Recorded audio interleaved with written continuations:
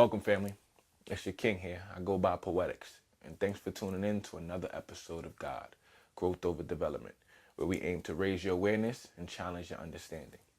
So earlier this week, I kind of stumbled into a conversation about what it means to be successful, what's expected of the youth to be successful, and just your general ideas of success in this country and in this culture. Now, for those of you that don't know, my father was a history teacher for 22 years in the New York City Board of Education. So I grew up kind of loving and learning history.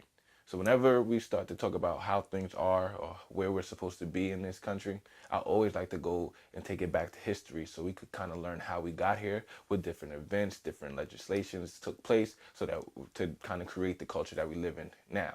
And as well as if you learn from the past, you can always get a better understanding of what's to come in the future. So if we're going to talk about success, I first want to start talking about our identity and our place in this country and where it started.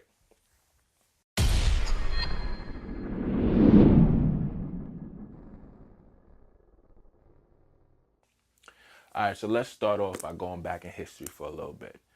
In 1865, Abraham Lincoln wrote the Emancipation Proclamation. He wrote it and signed the Emancipation Proclamation. Now, this was supposed to give us our freedom. It was supposed to free all slaves in the territories of the United States. Now, after the Civil War was over, we entered a period of Reconstruction. Reconstruction was basically when the military occupied the South as they rebuilt after the war. Now, after Reconstruction, there were several amendments that were put in place during this entire era, actually. And the 14th Amendment, which states that anybody that was born in the United States is a citizen of the United States. So that was important for us because some of the slaves had kids, and now you're considered a citizen. Whereas before you weren't considered a citizen, there was a compromise where you were considered 3/5 of a person. But now after the 14th Amendment, you're considered a full-fledged citizen. Now, after those amendments, there came a different era, an era of black codes and Jim Crow. Now, black codes were kind of unwritten rules and unwritten laws about how black people could and should carry themselves in public. Some of them included, like, if you were walking across the street and a white person was walking towards you, then you would walk the other way. Another of them was if you came to a stop sign and a white man came to a stop sign, then that white man has the right of way because of what they call black codes. Now, if you ever research the death of Emmett Till, this is another thing that pertained to black codes. When he was addressed, or he addressed a white woman, he was later beaten brutally to death, and this is all because of in violation of black codes. Now, after that, we had what we call Jim Crow. And I kind of want to talk about Jim Crow because it kind of gives a precedent for this understanding. So Jim Crow, if you're unfamiliar with it, is basically separate but equal. Okay, now separate but equal by law, by jurisdiction. There were actual laws that said that if the facilities or utilities were separate, then that was perfectly fine as long as they were equal, which we know by history, from history, they weren't equal. Some were dirtier, some didn't work, some were just inadequate, just to put it simply. They didn't hold up to the separate but equal standings. Now, after Jim Crow, and you could go on about conspiracies and things like that, or why the government started to push integration. But after Jim Crow era, we started to have a movement of integration. One of the first females, no, the first female to actually integrate the public schools was Dorothy Counts. Dorothy Counts was the first person to come to school. But if you remember there's cases, you could look up board Brown versus Board of Education, and where there was a Supreme Court case stating whether separate but equal would be upheld, or whether integration of these schools could be upheld. So they integrated the high schools, they integrated the schools. Now, for anyone that knows Martin Luther King's "I Have a Dream" speech, which should be all of us, he's famous for saying that he wanted us to live and commune together. We could live together, we could walk together, play in the streets together, playing it and all that. But I'm a history buff, so some of the things that you learn later on is that towards his death, he's quoted for saying that he feared that he's integrated his people into a burning building. Now, I wanted to stay on that because I feel as though there's belief in mine that we integrating into Western culture, Western society is one of the worst things we could have done at that point in time. And this is why. We, after the period of slavery, Reconstruction, Jim Crow, throughout this period of time, we were unable to define ourselves for ourselves. That means we were unable to give ourselves names and identities. Something you could look at is a lot of black people still hold the last names of their slave masters.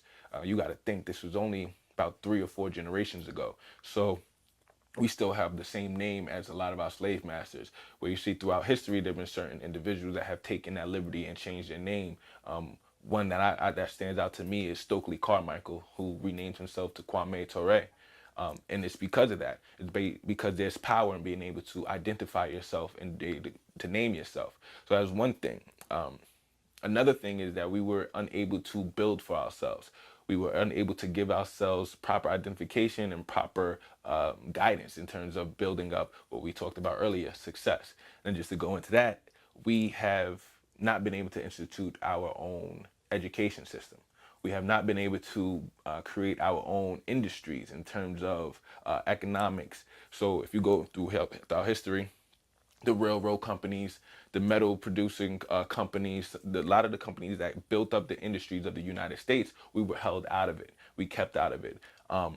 If you wanted to go even further than that, you can talk about different Wall Street banking corporations, things like that. We've never been represented in that industry. So now we also have this understanding that to build up wealth and to build up economy, we have to what, get a job. We have to work for somebody. So now when you start talking about defining success for yourself, you're defining it in terms of a European culture that was already established before you got here. Now what happens when you are unable to define and create industry for yourself? You start to fall under the patterns of this culture that you're already in. Now, I'll take it back to the past a couple more. If you saw throughout the 40s and the 50s and the 60s, there was a push of blackface. So they had these different actors dressed up in blackface to kind of comically mimic us, right? It gave us a certain a distaste for our own culture. So when we started seeing certain celebrities then start to lighten their skin, start to wear perms. If you ever seen some of the old time musicians and some of the old time actors, they had their hair permed or they had their skin lightened, and it was because we had to mimic this idea, this mimic this portrait of success that was created from somebody else. Going even further today, to right now, you still have actors and you still have actresses. Little Kim, Black China. I mean, these aren't the most prevalent people, but they are practicing skin whitening or skin bleaching, and we still have people buying these long unnatural synthetic hairs that are supposed to be straight and supposed to mimic the European hair, which is supposed to be straight. Even to the extent that we have declared beauty from a European Western point of view. So the reason why I wanted to touch on that is because we have to be able to define success, define what success means for ourselves, for our own community, for our own people, or else we'll start to emulate and imitate the people that have oppressed us, but not just us, but oppressed people all around the world. We don't want to fall into a capitalistic.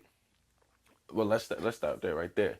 Capitalism itself has been the only thing that we've ever been exposed to. So when we start talking about our idea of success and how it falls under this capitalistic idea, we've never been exposed to any type of economic system outside of capitalism. And although I do believe in a true democracy, I do believe everyone's supposed to vote and have their equal representation and have their equal voice heard, we never experienced a democracy other than what American culture has presented to us as a democracy. And it's a belief of mine that this is not a true democracy. There's not enough transparency for it to be a true democracy.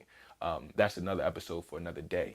But just to get back on this whole idea of being able to define success for yourself, we haven't been able to establish enough land, economics, business, education, in order for us to define success for ourselves. So we start to fall under and start to imitate what we've already seen out there. And the dangers of that is because they don't represent who we truly are. It doesn't represent our spirit, our soul, doesn't represent our culture, our rituals, our heritage, our native language, any of these things. So it's just dangerous for you to kind of fall into a pattern of what success is presented to you from the same people that's always tried to keep success from you. So success would be more of defining and growing the individual more than actually accumulating wealth or accumulating certain material things or certain accumulating statuses or being able to live in an exclusive area or eat at exclusive places. That's a Western idea of success. Success for us is always about being able to develop the individual. How much wisdom, how much patience, how much of these spiritual virtues have you grown yourself? And those are the things that define your success. Now, if you want the material and things, there's no reason why we can't build economy. There's no reason why we can't manufacture goods, but it has to be created on a foundation that starts with our original origins, our original ancestors. And that is the success of being able to develop the person, develop the individual, growth and development. God. So when we come back, we're going to talk a little bit about some of the different issues faced when we talk to younger kids, the youth, and even teenage kids about success and what you have to do to achieve this idea of success. So we'll be right back.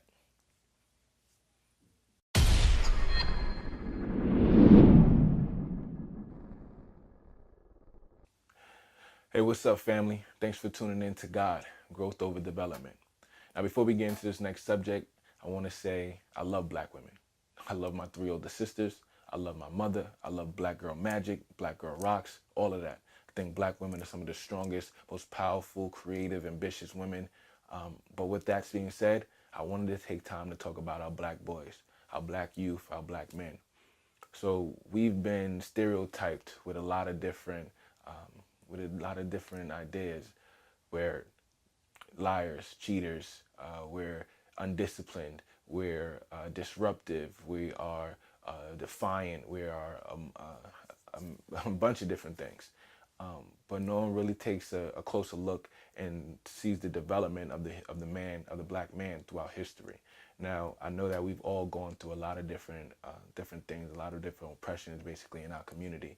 But there's one thing that we have to always consider is that when we first were brought over here, there was a target put on our heads, put on our backs as black men, and that only grew throughout the times. So now when we have these kids that are in school and we are placed with the stereotype that we don't listen or that we're uninterested or that we don't take the time or put in the effort, it kind of connects to this whole idea of what success is.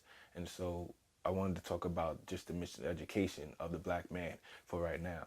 So when we go into a classroom and we're sat down, and I mentioned before I was a history buff, so one of the first things that I actually was presented with is different ideas and understanding of what history is. So if I go into a classroom, I have understanding of the creation of this nation. They get taught a certain rhetoric of how this nation was built, and some of its forefathers, George Washington, Thomas Jefferson. We talk about all the heroic things that these people have done, and so from a young age, you're kind of given this understanding and this identity of what a good man is, and a heroic or a noble man is, and so you have to take into consideration how that resonates with a young man. There are different things that are represented as black. And so no matter where you got your history from, at some point in time, you learn that our presence in this country is due to slavery. So automatically your history starts off at a subservient point of view, at a subservient state. Then when you go into any type of sports or athletic, especially me, depending on what area, you're always going to see different positions of authority being represented by white males, not of black males. And then that goes even further when you go into step into certain different industries, or when you step into certain different occupations, whether it be a lawyer's office or a therapist, or whether it be law enforcement. There is an underrepresentation of black people, and there's an overrepresentation of white males presented as this authority figure. So you're already giving these different black boys different ideas and different perceptions as they grow up.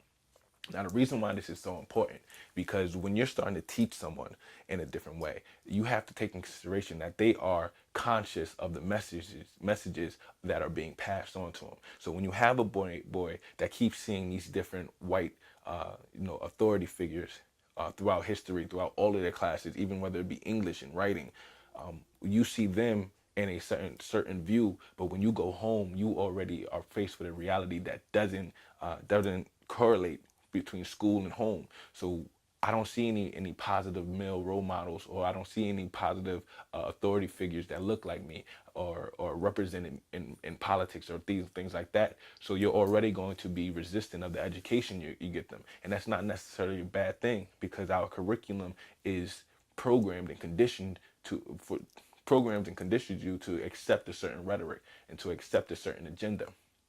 So, with that being said, bring it back to the kid. He doesn't see himself being represented in certain some of these aspects, in some of these aspects of society. So why would he show the ambitions to try to be something that he doesn't see himself in? He doesn't see himself represented. Now, more so over, you see yourself represented in athletics. You see yourself represented in entertainment. You see yourself represented, in certain other different lights. Some of them not always good. So these are the things that you grow and you understand. It's not that you can't receive the information, or the information isn't even is something difficult for you to kind of comprehend. Just to put a pin on that, there's so many different aspects of business that your average uh, black boys ages 16 to 21 are always going to encounter supply and demand, whether it be legally or illegally. The concepts are the same. But if you judge a person by his ability, if you judge, I like this saying, if you judge an elephant by his ability to climb a tree, he will always feel inadequate. And it's kind of the same thing with our kids. If we judge them by these types of curriculums, and we judge them by these certain type of standards that don't fit our identity, or necessarily who we are represented to be, then guess what? He's going to always find himself feeling inadequate. Now, how does that relate to the classroom? Well, he's not going to try to study the lessons plans and the history books, because he doesn't see himself represented. How is he going to what does he want to do when he grows up? He's going to grow up and want to be the thing that he sees other black men in, other environments that the black men are in. Without going into a little bit of a tangent and getting off subject, I'm real passionate about it, so I can tend to go on and on about it. But the things I just wanted to bring up was we have to understand what actual human development is for black men, and exactly understand what goes into all of that. So it's not fair for us to label these black kids as undisciplined, or uninterested, when they consciously pick up on their surroundings. They understand what their place in America has, where it comes from, where the origin stands from. These kids understand what it means to have someone in a position of authority, and continuously see someone that doesn't look like them in a position of authority. So these are some of the factors that influence them. And one thing that happens in this culture is, in order to climb to a position of authority, you have to somewhat conform and somewhat kind of assimilate into a culture that might not be your own. Whether it's if you want to get involved in real estate, or whether you want to get involved in corporate America, there's certain things and sacrifices you have to make with yourself, and understanding who you are in order to climb these ladders. And some of us are not willing to do that. Some of us are not willing to compromise who we are for status or for material gain, and that's just something that is respected. So, without going in too far, that's all we have for today, growth and development. But before I leave, I wanted to point out this shirt that I'm wearing right now is from the I Am Crown brand, and that's from, you can follow him at the_I_M_Crown, and also you could follow him at Garcia_the poet. the_poet. So that's Garcia the poet, and I am crown. And with that being said, if you have anything, you can give me hit me up on Instagram at _poetics, POETIX, or you could email me at rebelforeverllc at gmail.com. And we also have a couple performances coming up. December 7th is going to be in Astoria, Queens. Come out, check me out. Have something special ready and prepared. And also in Lehigh Valley the next day on December 8th up in Pennsylvania. So follow me, show some love, and I appreciate you for tuning in to God, Growth Over Development. I'll see you next week.